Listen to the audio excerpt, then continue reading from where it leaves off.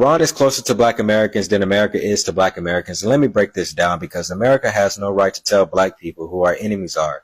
America's whole system is built on racism, settler colonialism, capitalism, and imperialism.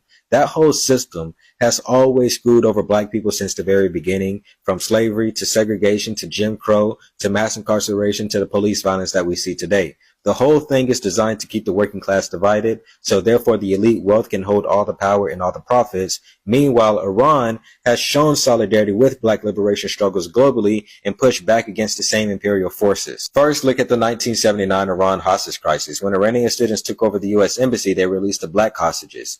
Ayatollah Khomeini openly said that black people in the United States of America were already suffering and oppressed enough under their own government.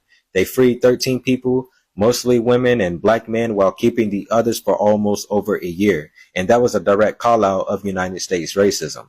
And then you can look at apartheid South Africa, because before the 1979 revolution, the Shah's Iran supplied about 90% of South Africa's oil, helping keep that white supremacist system alive.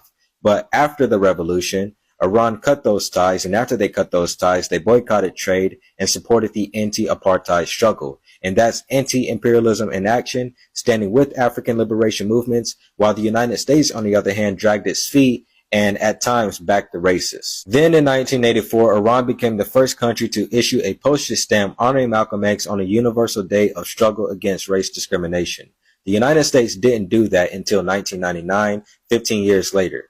Malcolm X challenged racism and capitalism in America, and Iran recognized that before his own country did. Then in 2015, Iran's leader Ali Khamenei tweeted about Black Lives Matter, calling out the killings of black people like Eric Garner and Trayvon Martin, and he openly said that America celebrates ending slavery while still committing crimes against black people today. Then fast forward in 2021, Iran even said it would sanction U.S. officials over racism against black Americans after the murder of George Floyd and the long history of police brutality.